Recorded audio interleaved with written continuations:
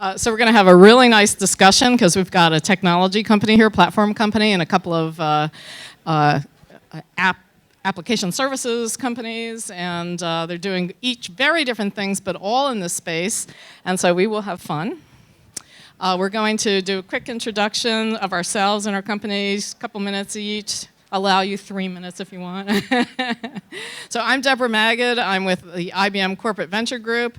We have a strategy and relationship model, not a financial one, so I don't have a checkbook for you guys who are fundraising, but I know a lot of investors, and I have a great network all around the world, and do some business partner development and even M&A. My name is Sofya Pogreb. Hi, everyone. Excited to be here. I'm with a company called True Accord. I'm Chief Operating Officer there. True Accord aims to rethink collections. Now, not a sexy industry by any stretch of the imagination. You're scaring them. I know, I'm silence, lack of excitement. It's a $15 billion a year industry that doesn't know how to spell innovation. And we're trying to change that. We're using machine learning, big data, psychology, to rethink how to best have a conversation with a consumer about money that they owe, using multiple channels, and keeping in mind that people no longer open or like to open letters. We've been around for a couple of years. We serve over 80 clients these days, and we've worked with over 200,000 customers. We're in the lending sector. We're working with debt buyers, working with banks, and certainly working with high-tech firms that have customers who owe them money. So I'm hoping to contribute some insight to this discussion. Eric.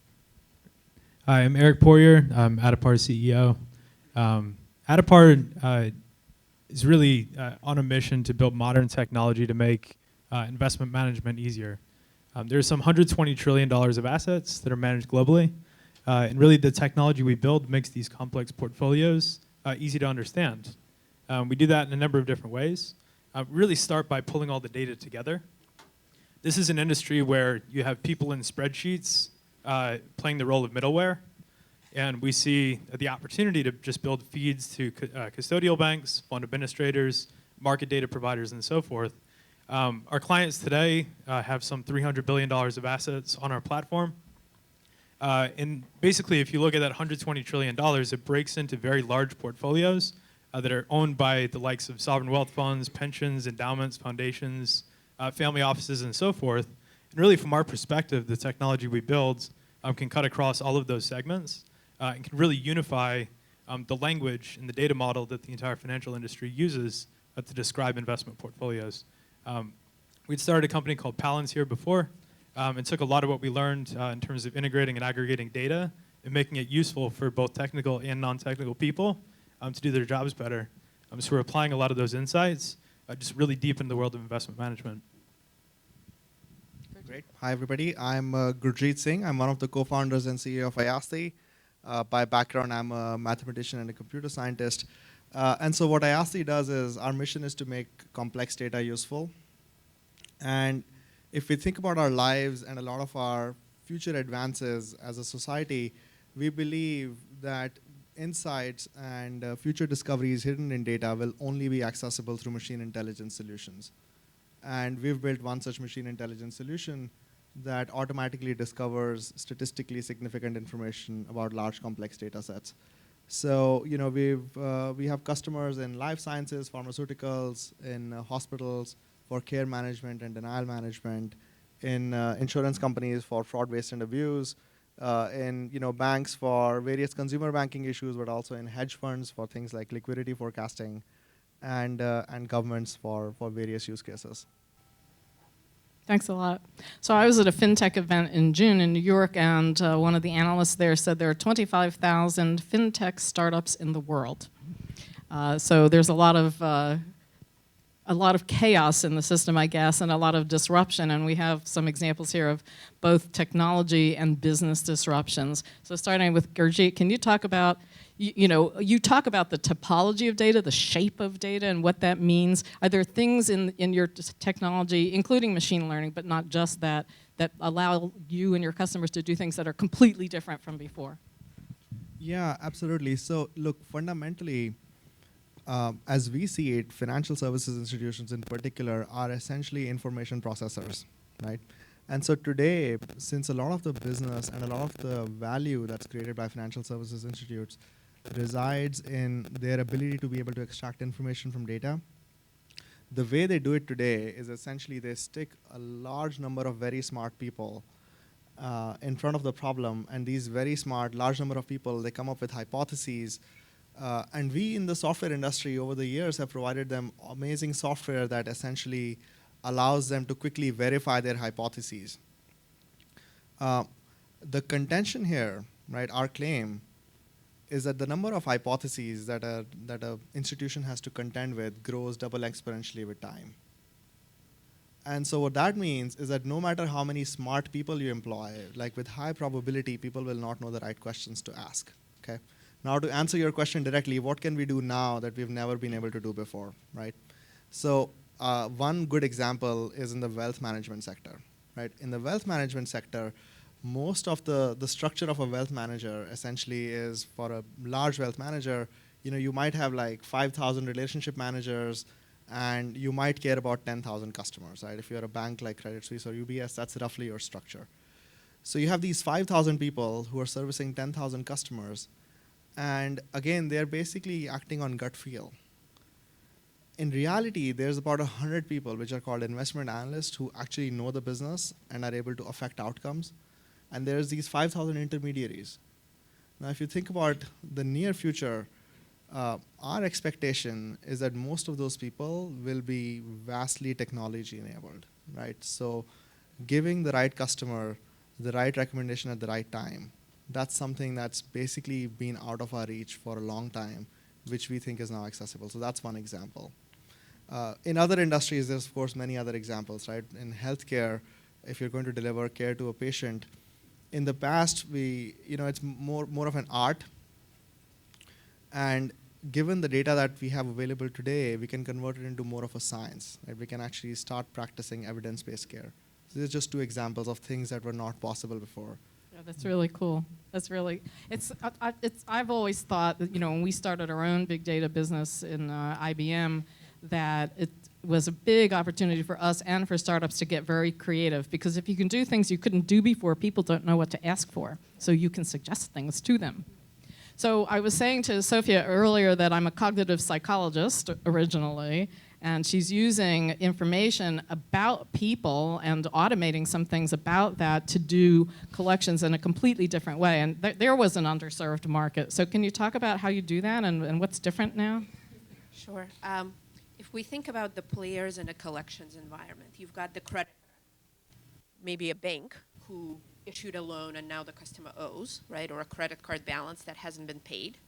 And the creditor wants conversion without hurting the brand, ideally, at a reasonable cost. Then you have the collector who employs a call center somewhere in the Midwest with hundreds and hundreds of collectors paid on commission that know what conversations to have, how to walk the line between harassment and pushing the right buttons, right? This is rarely a pleasant experience. And they're all about which accounts should I call, which ones have the highest chance of conversion, and this is the only place the collections industry has used analytics historically. Which accounts do I call because it's expensive, and then how do I push the right buttons to get the customer to pay? And then who's the fourth player? Do you guys know? There's the regulator, right? Of course. The regulator is inundated with complaints from customers about harassing phone calls outside of business hours, phone calls to collect debts that are not really owed, maybe have been paid, debts that result from loans with egregious interest rates, loans from lenders that weren't licensed to lend in the states they lent, right? This is a long list. And we are trying to make life better for all four segments of this population. We're telling the regulator it's very hard to enforce the quality of conversation when it's humans talking to people, and you have to listen to hours of recordings to get a sense of what's going on. We talk to customers via email. Our templates are pre-designed Right? They're compliant by design. It's easy to audit them. We're using the channel that's most convenient for the customer. You know, these days, it's very hard to argue that snail mail is the most convenient way to do business. We will accept a payment anytime from a mobile device, from your computer, you know, by check, by credit card, over the phone. It's all about making it convenient for the customer. Regulators like us in general. Creditors like us because these days it's all about word of mouth. And you don't want a former customer tweeting about a bank doing business with a predatory collector who called you and had an unpleasant conversation. So from a brand perspective, the creditor wants the customer to have a better experience. From a financial perspective, they want conversion that is compliant. Because creditors, including banks like JP Morgan and American Express, have been hit with lawsuits resulting from collectors they work with not meeting regulatory guidelines. Collectors are probably the least happy party in our equation because we're taking business away. But we're also thinking about, you know, could our product become a platform, a white label platform that a collector could eventually leverage? So ultimately, this is about a better multi-channel conversation with the customer, and this is where the machine learning comes in our case. We say, what do we know about Eric? What do we know about who he owes to, how much he owes to, where he lives? Maybe the creditor gives us additional data on him, his age group, his profession. We put him in a segment, and we say, well, people like Eric like to be talked to in this tone, in this way. These are the templates that have historically done best with people like him. Sorry, Eric. I love the call. So Eric, you're gonna get a call very soon, and Or a an couple of email. emails. It'll be a pleasant one, right? It will be a pleasant one because Okay, I know you perfect. like to be talked to nicely. All right, awesome. See, So you're aggregating information from all different sources, and that has to be a pretty interesting thing to try to do. Is your company more about that and the technology and the analytics, or is it more about the business model and how you reach customers, or maybe both? You can speak to that. Yeah, I think what we're doing that's unique is the technology itself. So I think to Gurjeet's point about many people in the context of wealth management, for example, you have lots and lots of people who are charged with maintaining relationships, making decisions that frankly are ill-equipped to make those decisions. I actually think one of the big reasons why they're ill-equipped is that they lack the right technology. Excel is by far the most pervasive financial tech on the planet, and Excel turns 30 this month. And so that's something where, as we look at other industries that have been radically modernized over the last decade or two, take digital marketing and advertising, for example. There were a million islands of data before. Now they basically live on one platform that hangs together, and their modern auction system is built against that. And then that's enabling businesses to be much more targeted in actually marketing and advertising. Something similar is what we're enabling in the world of finance, where at the end of the day, this industry is driven by people, and it needs to be driven by people from my perspective, but those people need better technology to make much more well-informed, much more data-driven decisions for themselves and on behalf of their clients. And so this, when it comes to financial advice, when it comes to managing investment decisions, that really requires all of the data about the portfolio that's currently owned and a really good understanding of what the goals and objectives are of each and every client. Right? Clients have different preferences in the same way that you were describing, Sofya, in terms of people have different ways that they want to get a phone call from a collector. But I think it tends to be more of a white glove service that if you're equipped with the right tools, you can be responsive, you can be proactive with clients when, for example, crude oil drops 50% in a year, or markets in China fall apart, or there's some sudden interest rate movement where every single time that happens, it means each and every one of your end clients as an advisor is calling you up and saying, how exposed am I? What happened? And if you have the right technology to answer those questions on the fly, and then remind the clients why you've positioned their portfolio in the way that you have, that helps you build trust over time. Whereas right now, those people are armed with spreadsheets, and it takes them 2 weeks to get back to their clients, and by that point, it's too late.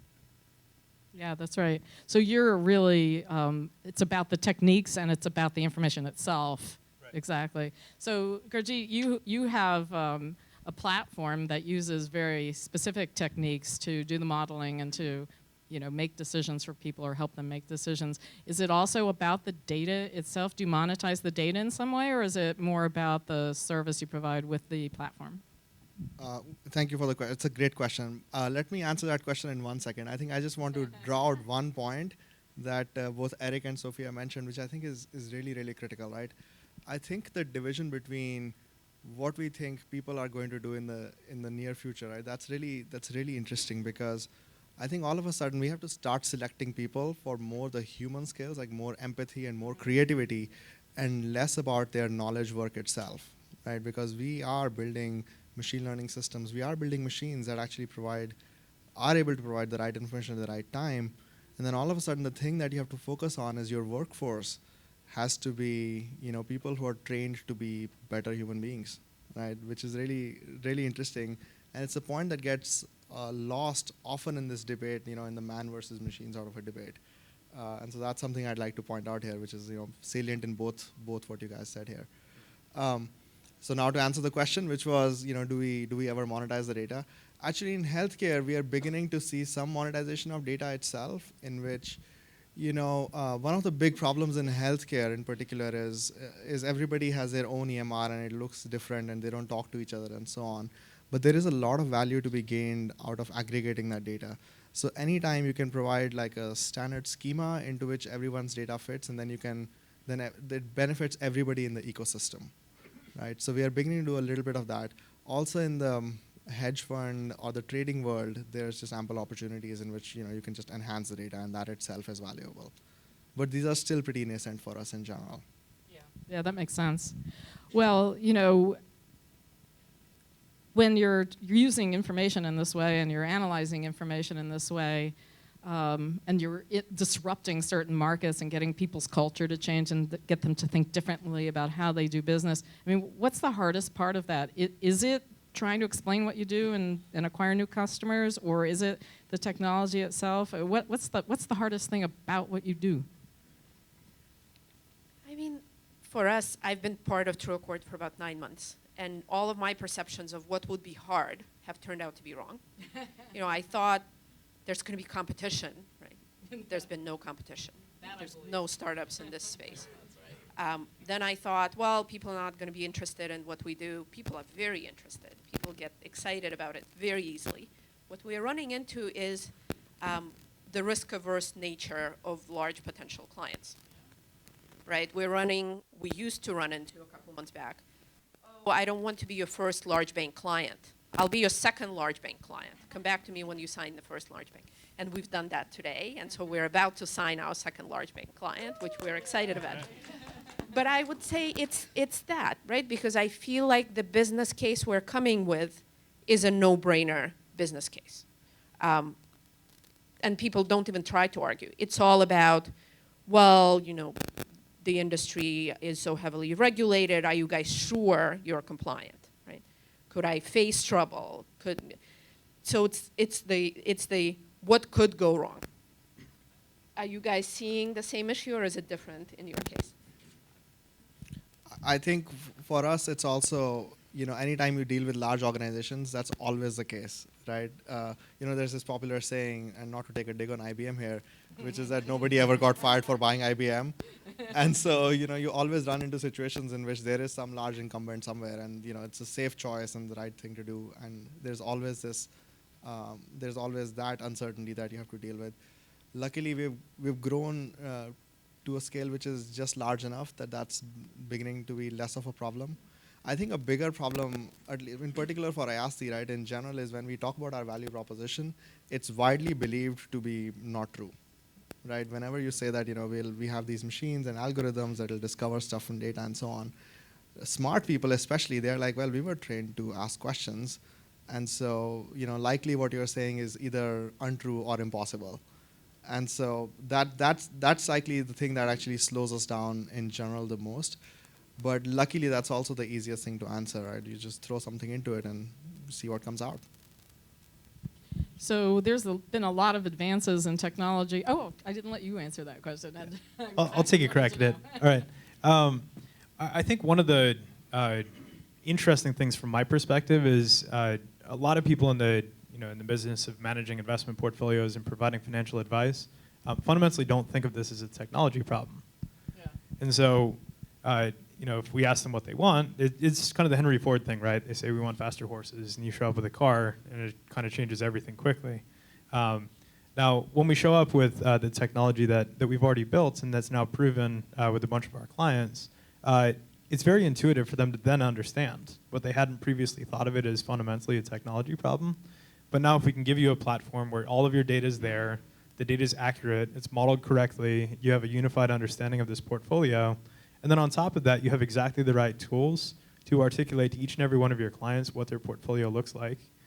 You're able to have a much more focused conversation with clients that are focused on the things that actually matter to that client, rather than apologizing for the fact that the data is late and the reports are wrong and kind of getting further from the value proposition that you're offering.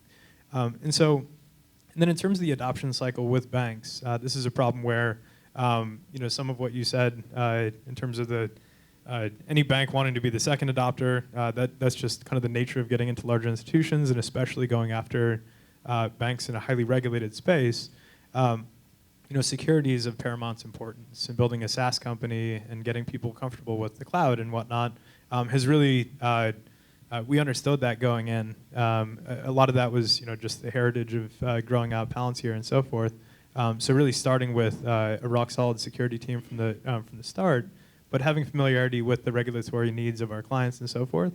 That's really enabled us actually to have the same exact offering of working with teams who are independent and working with teams who are at large institutions.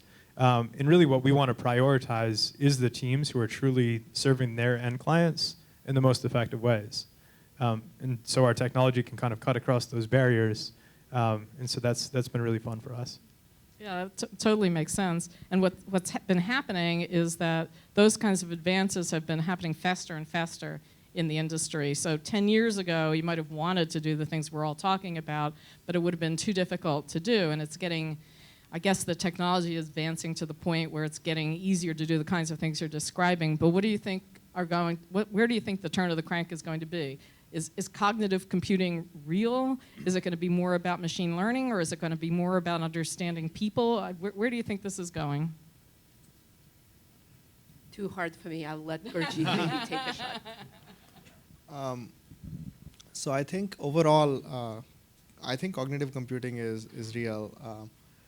I think in general, I actually like the phrase machine intelligence slightly better than cognitive computing, because I think it's not necessary that when we develop intelligent machines, that they will necessarily be cognitively modeled, right? Like they will have elements of cognition which will likely be very different from the way we think of as cognition. That's true.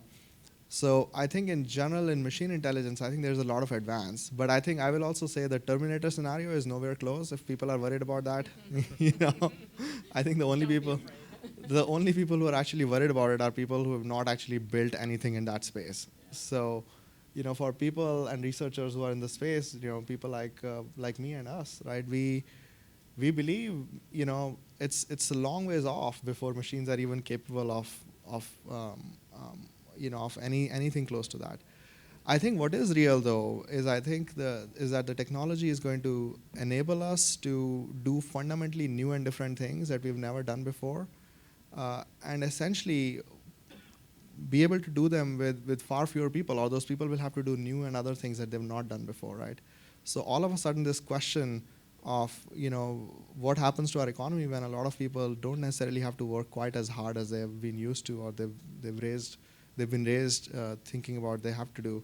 What happens to our economy? I think that's a question that we should start to address, which I think will become relevant over the next decade. And I think it's a big thing that we as a society have to come together and agree on something. And surprisingly, some of it might sound like socialism. And who knows, right? Wow. So Eric, I'm wondering how all of this affects the kind of people you staff to do what you do. It's got to be, I'm wondering if the mix is very different than it was at Palantir. because of the kind of work you're doing and because of the advances in technology and people's expectations about how things should work. Right. We've really, so the team we have, it's naturally a world-class engineering team, but really paired together with that are some pretty extraordinary designers to make the product really easy to use. And then, of course, we have investment experts. We have to be able to speak the same language as our clients.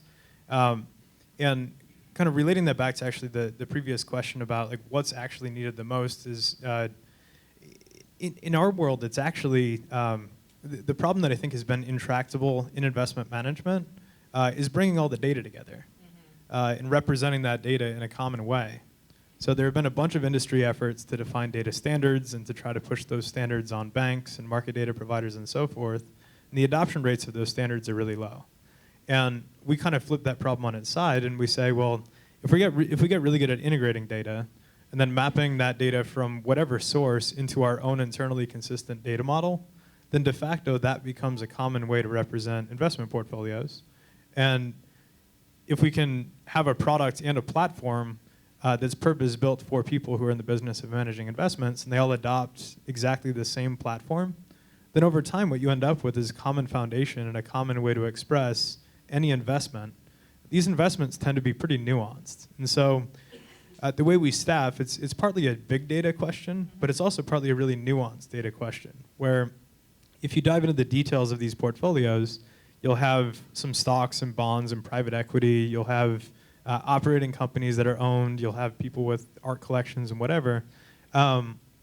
We represent all of that data in a way that allows you to run performance reports and measurements and so forth and attach risk factors so that you can really understand in aggregate everything that you have. And this is, it doesn't matter if you're a family, if you're an individual, if you're an endowment or a foundation, everything that you consider to be part of your investment portfolio in the broadest sense is what we're dealing with.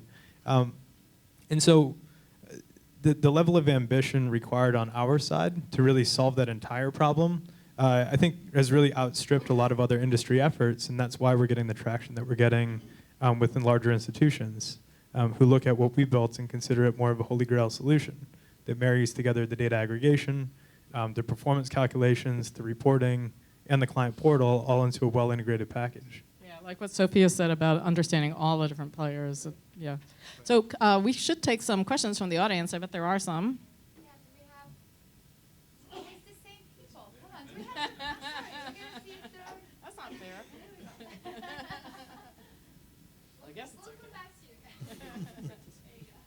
Yeah, hello. One of the things I'm hearing from this panel is an impact on employment, about the jobs people are currently doing now and those will be impacted. Could the panel, anybody, take that up?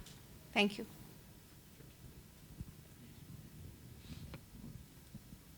One of the ways we think about impact on employment, that's a little different, I think, is we've been thinking about how do we take the customers we work with, the people in debt, and help them get employment. Can we offer a job that they can do from home? And what form could that take? So I won't go too far into it because we're just starting to think about it, but maybe something to plant with you guys, and I'd love to hear ideas afterwards.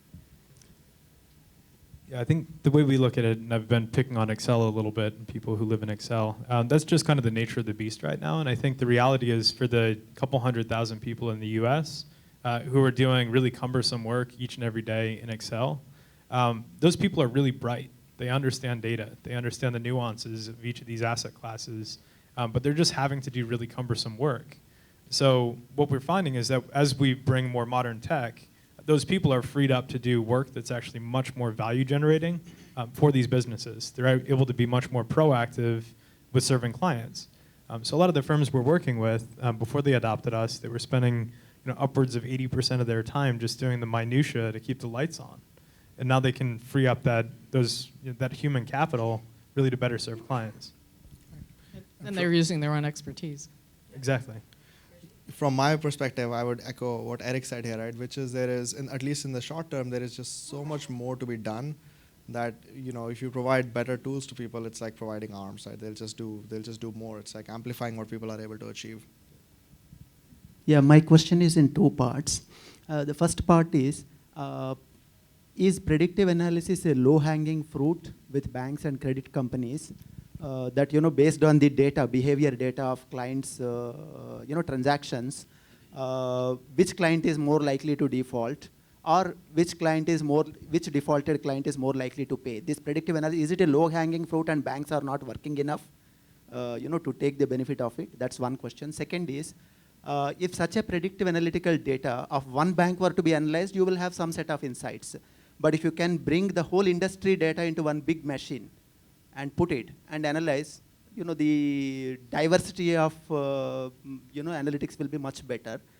So do you see such an industry level advocacy is possible to ask all banks to come together and share data on a reciprocal basis, assuring them that their data is confidential and it will be used only for the purpose for which it is meant? I'll kick off the second part of that, because I think what we've been hearing from these guys is that it's not just one big mush of data, that the data is purposeful and that it's used for very specific things that people do or need to make decisions about. So I don't really see the industry just mashing it all together in one giant thing. Would you agree?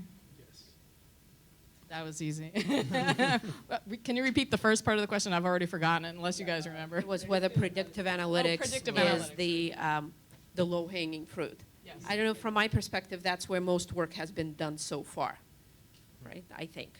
I think there's lots of other areas where we could use data where we're behind, right? And so the opportunity for a startup to really revolutionize a piece of decision-making, I think, is better or bigger there. Right.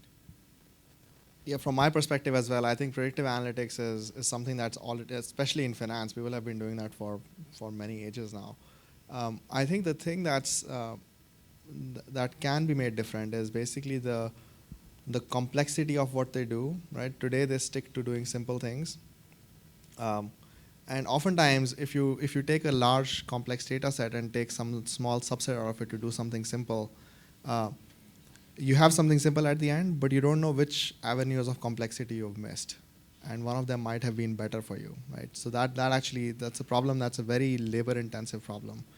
And so it can be made dramatically more efficient. And especially as these banks and these institutions start thinking about taking data from other parts of their institute or the bank and bringing it into models that they have been using for some time now. Again, there's a lot of opportunity there, and also a lot of complexity. So it can be made better. Yeah, I think when I think about predictive analytics, it kind of assumes that the data is in a common form again, right? So I agree that there's been a lot of predictive analytics in different parts of financial services, but when I think broadly about like the purpose of markets, right, it's about efficient allocation of capital. And so really you need to start with who owns the capital and how are they trying to allocate it. Much of the tech that exists in the financial space, it lives inside of walled gardens at banks that aren't compatible across those walled gardens, right? So again, you can do predictive analytics within high-frequency hedge funds and so forth. But if you look at the percentage of assets held by those players, it's it's a fraction of a percent of the $120 trillion of capital that's managed. And so really, my whole point is by building better plumbing and building a more cohesive ecosystem with tech, that's what puts us in the position to actually do much, much more powerful predictive analytics in the future. But until that first problem is solved, the second problem really isn't, like it's kind of a garbage in, garbage out scenario. So when you say that machine cognitive learning is different from human cognitive learning and collective human cognitive learning, do you fear the lack of intuition into decision making, or is there something else that keeps you up at night when you think about so much power? Intuition is a funny word, right? It's not well defined. So rather, if you hazard a guess and it turns out to be correct, then you call it an intuition. Otherwise, it gets discarded as a guess, right? I think at the end of the day, the thing that really matters is what is actually statistically significantly true about your data, right? That's the more important point. Again, if a machine were to say it, if the machine comes up with an insight, which is not backed up by a human being's guess, you would not call it an insight anymore. So it's a difference between being colloquial and being precise here. So it's kind of hard to answer. Two somewhat technical questions about how you're doing the big data. I'm on the fence on big data, whether to use it or not and stuff. So the first one is, are you keeping your data, taking your data out of storage, dumping it into the big data system, doing a bunch of batch processing, and then cleaning it up for the next job, or not? And the second one is, are you just doing batch processing of question, answer, or are you doing live streaming of data? So just two dimensions on it. Okay, so the first one was, is it the case that you're sort of doing batch processing of data? And the second question was, can it be made into something live or not? No, I'm sorry. The first one is, are you using it for storage? Or are you keeping all the data in persistently, or are you pulling it in and out? Got it. And the second is live streaming. Okay, so for us in particular at Ayasdi, we are not a system of record, so we don't want to hold on to your data, right? So we would rather process it and then get rid of it. We are not a database. And the second part of the question was, is it batch or is it live? So I think it's near time in the sense that it can be made very fast, but I don't think you can make it, you cannot achieve nanosecond times with it. Yeah, but you can achieve millisecond times. I think separating out the parts of the problem, like what are the sources of data that we're pulling together, and then who's using that data and for what? So the sources of data that we're pulling together, again, are the data that describes these portfolios. We are a database for those things, and so we have feeds to a bunch of banks and market data sources and whatnot. We pulled all that data together into our own database. When we're then running calculations on that data, that's usually driven by a human being using our product and asking a question. When that happens, of course, we fetch the relevant data, we run the math, we return the result. Sometimes we end up caching that data, sometimes we don't. But either way, there is a persistent store. Now, in terms of like taking that more batch-oriented process that can lead to interactive analysis, oftentimes the data systems that are feeding into us are systems that were built 30 years ago. And so they're batch-oriented systems themselves. It's mainframes living somewhere within a custodial bank. As that part of the tech stack evolves, we'll be able to make use of that data. But that's just kind of the nature of our problem space right now. Sophia, do you want one more? Yeah. Yep. Can you guys hear? So a lot of these analysis, my previous experience in working in consulting firms like McKinsey and all, is that it's very difficult to show improvement. And like come and say, because you did A, B, C, we were able to show a productivity improvement or show improvement in better ability to predict. Is that a problem, and how do you solve that? Attribution is super hard because I think there are multiple reasons why attribution is hard. But one of the reasons, right, is like in my previous life, I was building technology at Lehman from 03 to 06. I don't know, who remembers Lehman? And so part of my job was as part of the research group in analytics. And what I was finding is, as I was building new valuation models and new pricers and whatnot, that ought to lead to traders making better decisions on average and researchers making better decisions on average. But naturally, those people would want to be able to take credit for those decisions themselves. And so they really wouldn't want to attribute a lot of that upside to the tech itself. And so that's just kind of more a psychological problem. Being able to calculate specifically lifts that's due to like improvements in technology is something that I'm not sure that there's a silver bullet for doing that. But I do think that the nature of the industry that we're in right now at Addepar, the lack of adequate technology has turned into a huge business priority. And so simply the people running the businesses are just saying, look, like whatever tech we have, it's just not working for our needs. And so we need better tech. And then when we roll out the tech and it works, then the business people can just say objectively, like it works now. So it's more of a binary thing. Yeah, that's precisely my point of view as well, right? So we as a company have chosen to find business problems which were not solvable before. And now that they're solved, it's a binary outcome. We are fortunate to be in an industry that's all about benchmarking vendors against each other, right? That's typically how people do collections. They have 3 agencies competing, so it's very easy for us to show that we're collecting more and our cost base is much lower, so we're able to price more competitively. So not an issue. Thank you so much. That was great. We will have, thank you. Thank you. Applause.